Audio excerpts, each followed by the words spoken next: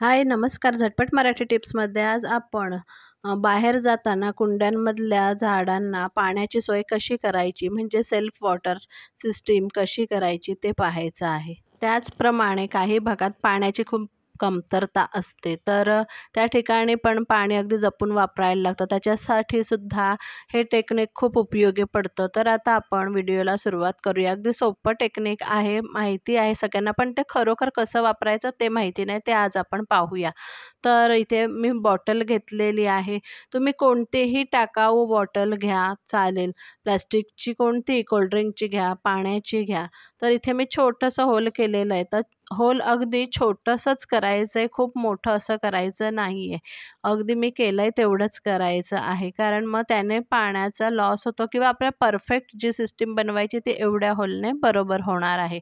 तर मी एवढं बारीक होल केलेलं आहे आणि आता मी पाणी भरून दाखवते तुम्हाला. तर ते पाणी कसं कंट्रोल करायचं पहा. मी झाकण आता घट्ट लावलेलं आहे. उचलली बॉटल तरी पाणी एवढं गळत नाही. एखाद थेंब पडला तर पडतोय. पण आता आपण तेच झाकण काय करायचं आहे, थोडंसं लूज करून बघायचं आहे. तर मग कळेल तुम्हाला पाण्याचा स्पीड कसा ॲडजस्ट करायचा. तर आता मी अगदी थोडंसं लूज करते आहे. तर पहा वरती बुडबुडे गेलेत आणि आता पाण्याचे थेंब सुरू झालेले आहेत. तर मी अजून थोडं लूज करून दाखवते आहे झाकण. तर पहा धारच लागलेली आहे. आता मी पूर्णपणे लूज केलेलं आहे झाकण. तर अशा प्रकारे आपण जेव्हा ही बॉटल वापरू कुंड्यांसाठी, झाडांसाठी, तर याप्रमाणे आपण पाणी कंट्रोल करायचं आहे, हेच दाखवायचं आहे मला.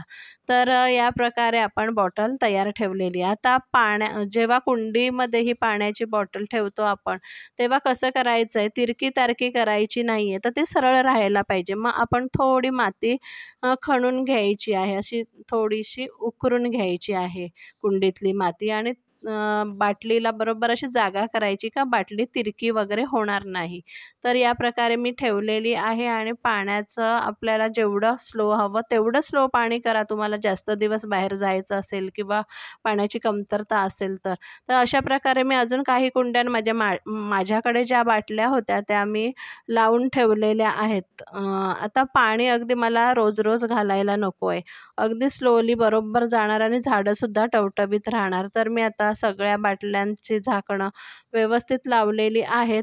म्हणजे थोडीशी लूज ठेवलेली आहेत. मला जेवढं थेंब-थेंब पाणी हवं तेवढंच मी ते ॲडजस्ट केलेलं आहे. तर अशा प्रकारे आपण केलं तर जरूरच आपली झाडं अगदी छान टवटवीत राहणार. आपण निर्धास्तपणे बाहेरही जाऊ शकतो. ज्या भागात पाण्याची कमतरता आहे त्या लोकांना अशा टाकाऊ बाटल्यांपासून चांगली सेल्फ वॉटर सिस्टीम करता येईल.